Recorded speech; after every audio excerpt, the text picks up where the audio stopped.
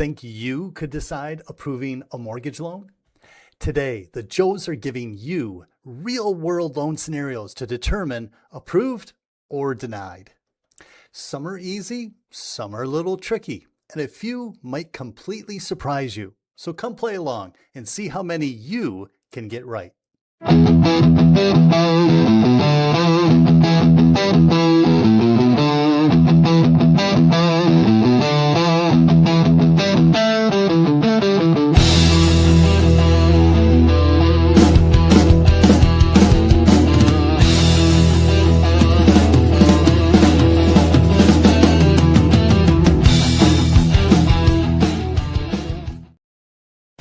Well, happy Wednesday, everyone, and welcome to the Mojo Show, your real estate podcast where we talk about everything real estate. I'm your host, Joe Mortgage.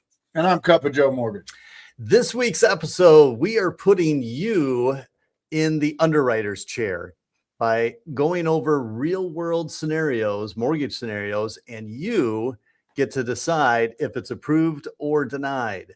But before we get to all of that, of course, a little coffee talk with the Joes. Now, Joe, I know this week we have at our brokerage, we're having a competition in regards to working out, your fitness week, right? And I understand yesterday you put in some hours of fitness.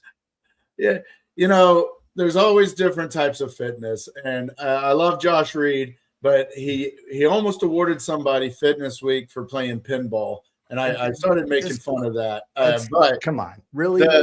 The thing that yesterday's fitness for me, I've done good at trying to get my exercise in, right, Joe? And my brother calls me, and he has a rental house down in Lincoln. And all of a sudden, we've got to remove, because the renters are so good, we had to remove 100 tires. 100 tires from the backyard of this rental property. Wow. So 2 hours and 43 minutes of carrying tires, throwing tires, and these things are full of water, mosquitoes everywhere. Nothing like a little West Nile virus. So the funny thing is, you know, I'm going to promote you, Whoop. Maybe you can start giving us some advertising credit. Yes. But my Whoop, yes, I didn't even put the activity in there. So for 2 hours and 43 minutes, it logged that I was powerlifting. And that you were. We were throwing tires, and I love my son, and I'm so grateful that he was there because, you know, he's the big old burly, goes throw things. My brother and I are over there. I'm trying to keep up, but I did realize I am not in my 20s or my 30s, and my 40s are almost gone. Because all of a sudden I see Hunter grab the fence, chain link fence, you know, and just hops over it. I'm over there doing what can I step on? How can I get my leg to get over the fence, right? But that's why we have kids. 43 minutes. That's why we have kids. That's right. What my dad always said, you know, especially living up in Michigan. It was, you know, shoveling the snow out of the driveway. Well, that's why I got kids. You know, so because we can't do it anymore. Yeah. Oh, it was, but that was a workout. And nice thing is Discount Tire. You guys are wonderful because they will take those tires. Now they charge you, I think, $4 a tire to dispose of them. But they had no questions. They're just like, why do you guys have so many tires? So I'm really appreciative of Discount Tire and my Whoop for tracking my powerlifting, I guess. So now I got to ask, I mean, I assume, and anybody listening in, if you've got some horror stories of renters, especially if you have investment properties, and please chime in. I got to ask, Joe, is your brother evicting these people? So it was kind of a duo of two different people living in there. One was down in the basement, and I guess it was, of course, that person that had all this stuff, and that person is no longer living there. Okay. So, you know, but the thing that I would say, and this is huge, if you are a landlord, you can go by, you can, you know, ask for them to let you in the house. You give them 48-hour notice. Check the backyard. Just check the backyard. The rest of the yard was fine, but this one corner, and the reason this came up is I guess a neighbor was not happy with mosquitoes. Yeah. Because they had them, you know, it was not over a fence or anything like that, but they were just stacked up over, and they were doing some decorative things with them, and I think they were kind of doing some other stuff to make money, but it was the mosquito infestation because, you know, empty tires have water that builds up. Yeah. So yeah, the neighbors called, and that's how this came about. And my brother's like, okay, note to self, check the backyard. Yeah. So, yeah. And check the basements as well. I heard one time of someone that was renting a home. It was back when I lived up in Michigan, and the basement, the renters turned into a marijuana farm. oh, yeah.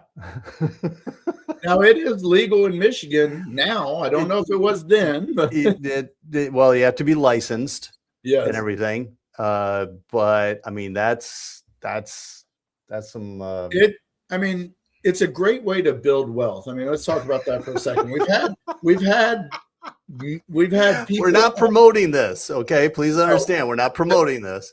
We've had like Ashley Henderson on, right? And she talked about the Burr method and how to get rental properties and build it. Yes, love it. Owning rental properties can make you good money. And actually, if you're listening, we miss you and love you. We'd love to have you back on. Absolutely. But, you know, you have to inspect what you expect. Mm-hmm.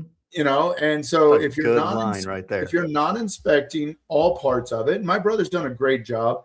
He's really taken care of this family that has lived there and helped them out and things like that. And he's a great landlord. But when it comes to the inspecting, he was just trusting.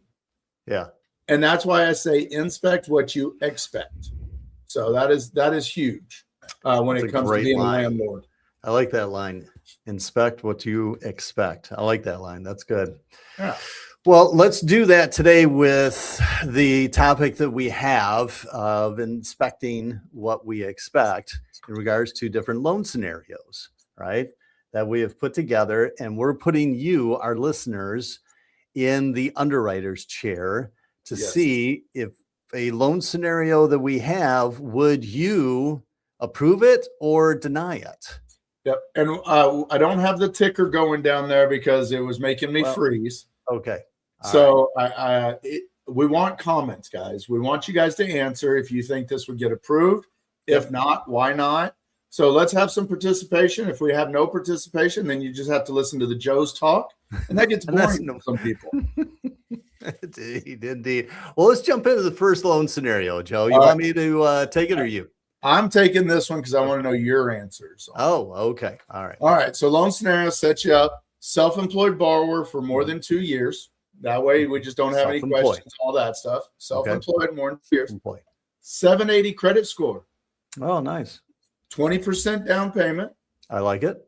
Like it. Looking good. Income in 24 was really good. Income in 25 declined 40%. Ooh. So question is, Joe, to you, which income would you use? Would you use a 2-year average or most recent year to date? Or most recent year, sorry. So I would probably, well, first of all, I would want to get we're in July. Right. So I would want to get a P&L statement from January to now. Okay. Say the P&L. I'm going to help you out. Say the P&L is on track with what 25 was showing. What 25 was showing. Then I would probably use 25 in this year's. Is probably what I would use, but I would still go back on 24 and see if I could average them out, because this year's P&L statement, well, you said it was on track with the same income as 25. Right. So, I mean, I would also look at, as far as averaging them, right? As far as 24, 25 and this year, see where we came out. And what is the, explanation, right? Maybe we just need a letter of explanation as far as the dip from 24 to 25. Okay. But most likely in that situation, I would be looking at 24, and so far this year's P&L statement of 25 and 26. Yeah. Average them to see where we stand with their debt to income ratio. So great point there. The 24, I love how you're thinking this out, because we all need to think about it. Just because there's a decline, why is the question. 40% decline is huge. It's a lot. That is. Yeah. But we also know that there's spikes in being in self-employed. So was 24 an anomaly? Right. Did something happen in 24 to where your income was so much higher than what usually is? So there's a lot of questions here that come up. But I would love to know from our viewers, why, what would you think if even with the drop in income, would this client qualify for a standard FHA loan? And why? Right? Why do you feel they would qualify? Drop it in the comments. So I'm going to put that, and that's just for FHA loan, because there's a difference in the way that those are looked at versus others. So Joe, I want to talk about this just a moment longer for any of our clients out there, anybody listening that's self-employed. Whenever your income is declining, we cannot do a 2-year average, including the higher income and the lower income. So your most recent tax return, if it is lower than the previous one, we have to use that. But what Joe was even taking this a step further, which we have to do, is getting that year-to-date P&L, your profit and loss. It doesn't have to be by an accountant, but it has to be, showing us what is your gross revenue so far for the year, minus your expenses, and then what's your net. And if your net in 2026 on that P&L is even lower than your 2025 net, now we have a declining income again. Right. And this can throw us into possibly not being able to get you the loan. Right. Exactly. Because now what is stable in an underwriter's eyes, we have declining. They're going to start asking a lot more questions. Right. So I love how you brought up getting the P&L, Joe.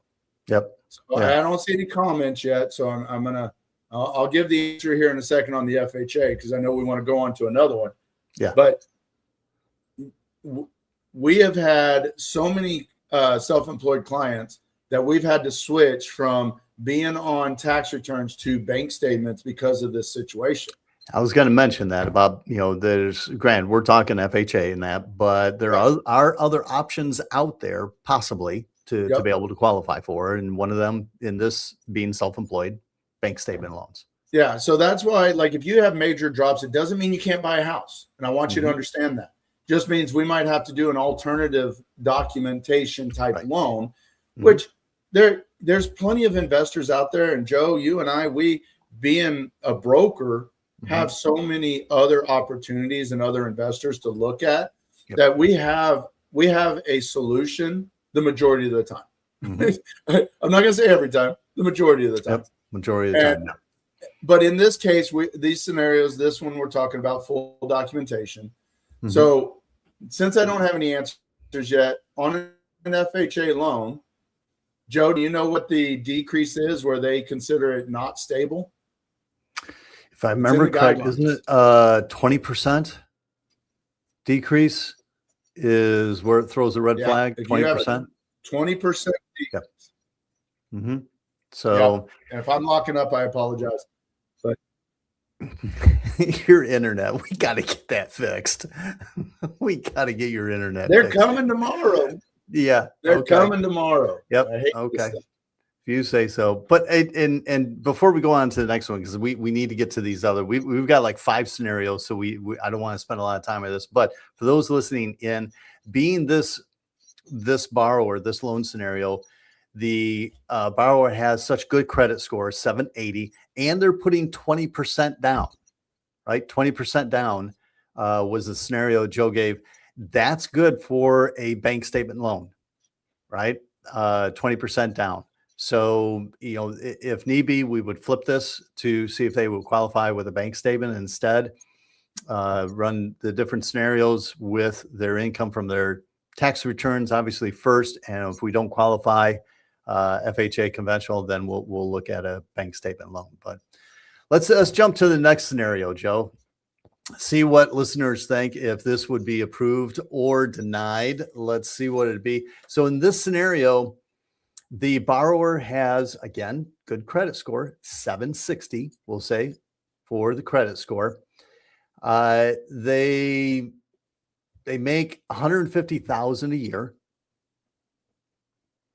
Perfect payment history. So nothing derogatory, no late payments, nothing like that, which is probably why they got such a good credit score. However, they started a new job 3 weeks ago. Okay. So we got good credit. We've got good income and good payment history, but they started a new job 3 weeks ago. So I'm curious, before Joe jumps in and gives his answer, anyone out there listening, would this be approved? Would this be a problem? Any problem at all in this loan scenario? Would it be approved or would it be denied? I'm curious what people are thinking out there. Drop it in the comments below. Would love to hear what you're thinking on this as we put you in the underwriter's chair. Oh, Trevor Reed. Oh, let's see what let's pop this in here. So Trevor's saying if salary or 40 reg, no issue, may wait for first pay stub. So what Trevor is essentially saying here, if it's salary and 40 reg, meaning 40 regular 40 hours a week, then it shouldn't be an issue. Might have to wait for the first pay stub. Now, I'm going to throw another wrench into this though. And as we had, I'll pop up also, last week we had Justin Huff and Glenda White on for Mortgage Family Feud. Justin pops up saying that wait a minute, would you stop pushing buttons? We're both pushing the same button. Be nice and give him the loan. I'll listen to this. Justin, I want you to be the underwriter on all of my loans, please. Right. If that's the case. So actually, let's also show Glenda from when she was on last week. Not if going from salary to commission. Now, and that brings up a good point, right? If you're going from salary to commission, but why is that, Joe? Why would that throw a wrench in it? So salary is a stable income every time you're getting paid. Commissions are variable, and you have to have a length of time to be able to see what is my average of that. And typically you need 2-year history. You can get away with 12 months if you did not have commissions prior to, and you've been at that job for 12 months. Mm-hmm. So you can then use an average, because underwriters will look at that as being stable enough to come up with an average of what your income is. So Glenda, great point there. If going from salary to commission, they would not qualify if they've only been getting it for 3 weeks. Right. So that is a great job. Now, if they didn't have commission before, just don't keep going down that path, because we can go down a rabbit hole for all of these scenarios, I swear, because we can come up with some type of solution. Well, let me throw a wrench into this a little bit further, right? The job that they started 3 weeks ago is in a different industry. Oof. Okay. So I'll say it's salaried. I'll go ahead and give it to you that it's salaried. I had to ask that question. Okay. So if it's salary, another question that goes through my mind, because thank you guys for actually chiming in. Love Trevor Reed. And yes. I love how you started, Joe. I have to say this. I love how you started with changing it up a little bit, because Trevor, his brother Josh, is our game master, and he does this to us all the time and throws a little wrench in something. So that was awesome that you did that. So you're saying new industry. Yeah. First question would come out is, did they have to go to school for this new job that they are now getting a salary?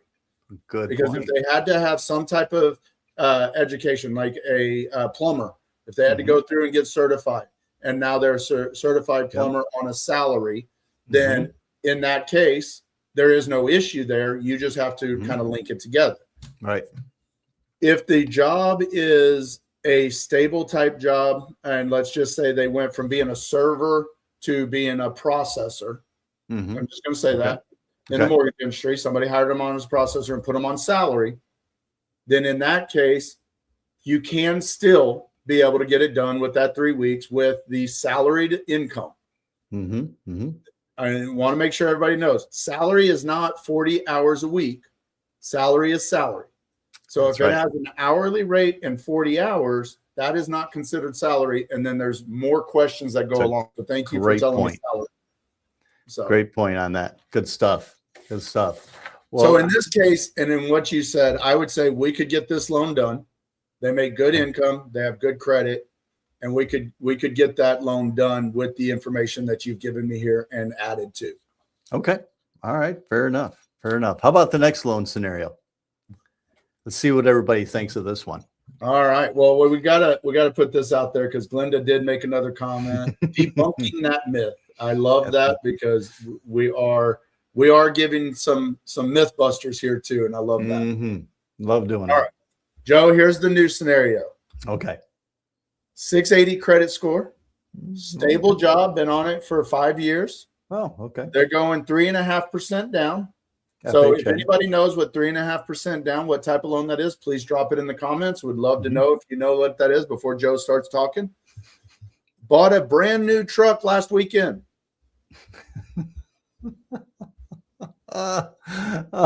That's a wrench right there. What goes through your mind as a loan? Before we get into, does it qualify? Wow. Okay. Number one is go ahead and pop those in, Joe. We got some answers as far as what type of loan being 3.5% that they're wanting to put down, and these guys are absolutely correct. All three of them. Yep, all three of them. Yeah, not the first time that's happened, huh, Glenda? Oh man, we shake our heads. We're like, man, evidently I wasn't clear enough in saying that, now that you're approved, don't make any large purchases. Yeah. Right. So evidently I wasn't clear enough in this. I think we did a show on do's and don'ts. I think we did. A couple. I wouldn't be surprised if we did. Here's what I would say in this, because I need more information, first of all. Right.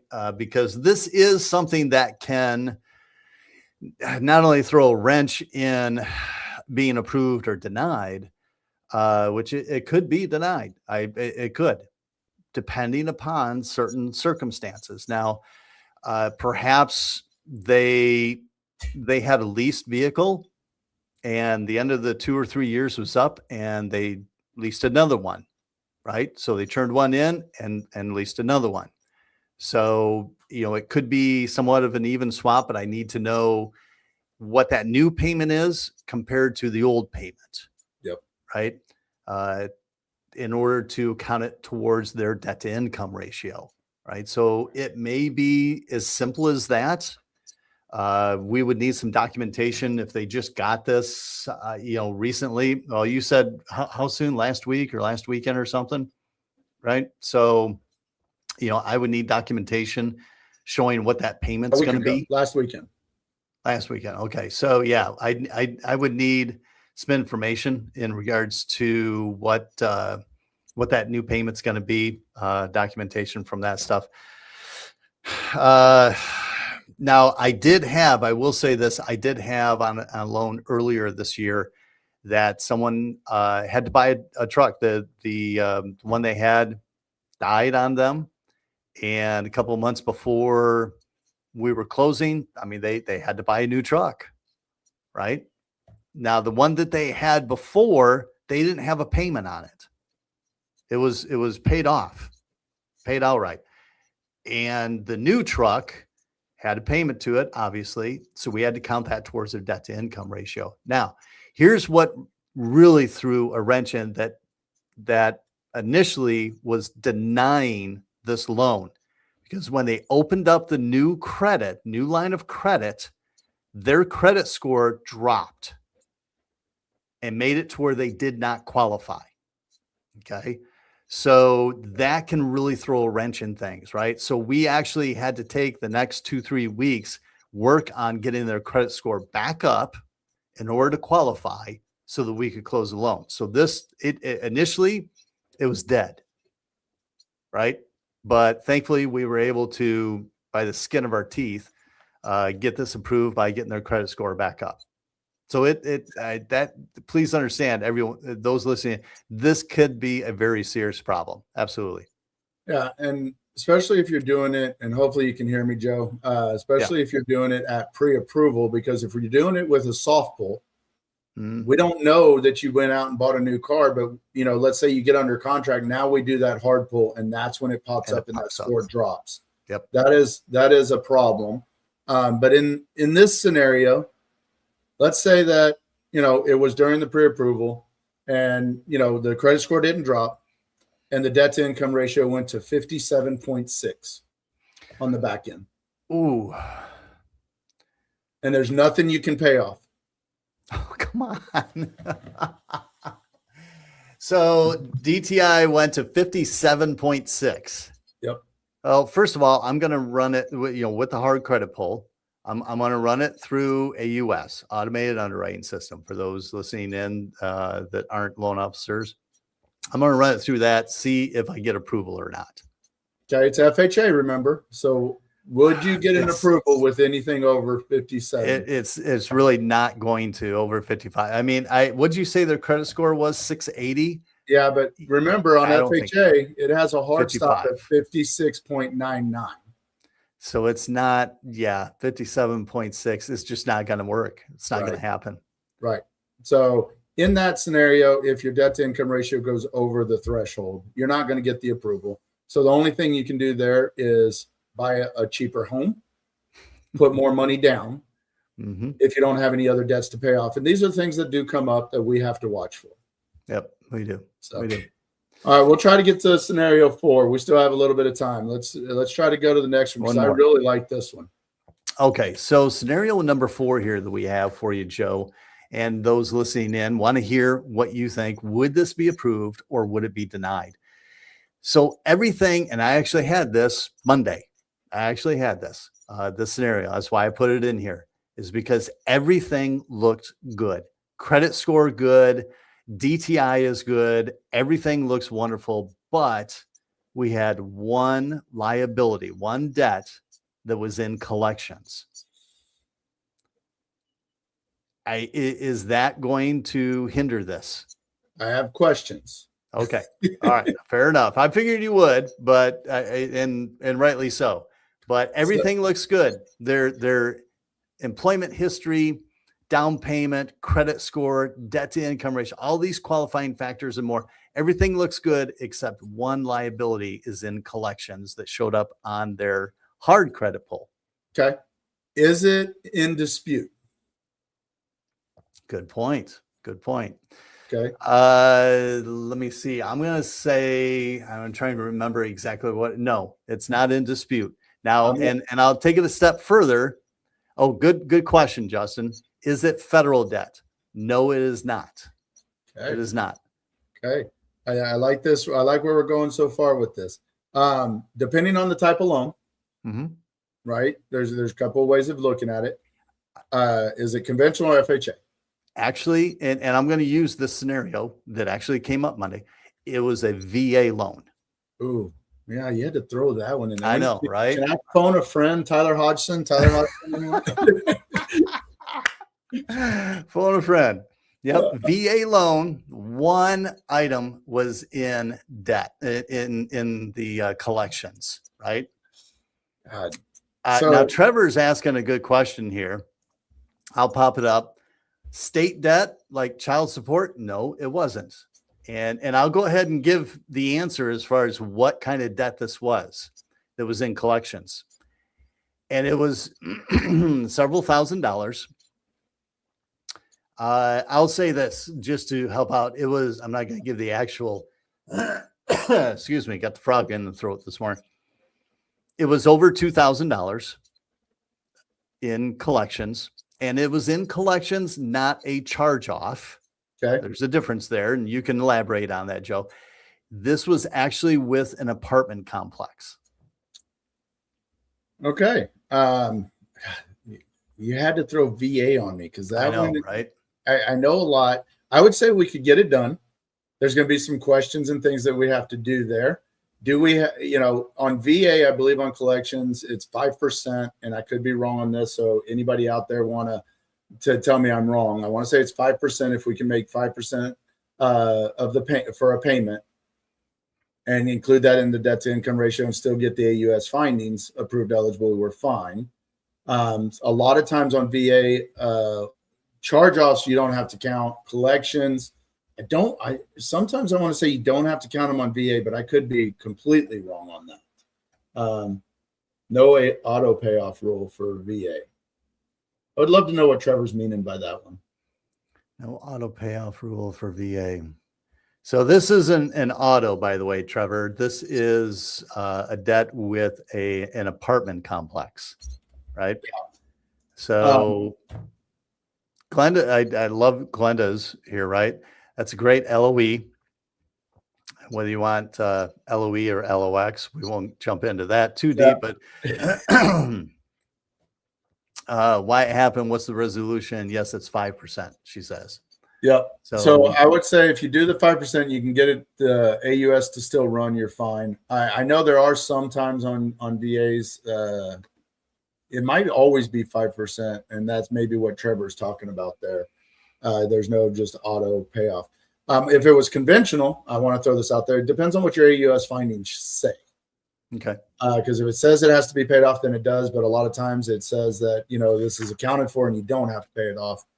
So I'm going to go with Joe. You'd have to use 5% on that one. I would love to know, since you had this actual live scenario, tell me the real answer. So, and actually what I ended up doing, which I know a lot of us do this that are, good at our job. I actually took it to one of our VA lenders and put it in front of them. And they took it to their underwriters, and they came back and said, okay, if AUS, automated underwriting system, comes back approved, then just add 5% of the balance to their debt to income ratio, and we'd be fine. Okay, good. So just, a point for that. Now, unbeknownst to me, and this is why I threw this in here as far as it being an apartment complex, because I had this come up about a year and a half ago with a VA loan, that it was an apartment complex and it was, over $2,000. The underwriter flagged it because if, the lender's looking at it and saying, okay, if you can't pay your rent, you're not going to, chances are you're not going to pay your mortgage. So they flagged it.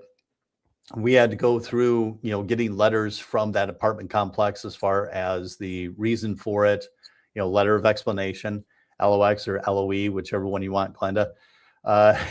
And it took a lot more than what was needed, but they did end up approving it because of the letter that we got from the apartment complex. So this is one that it was going to be denied.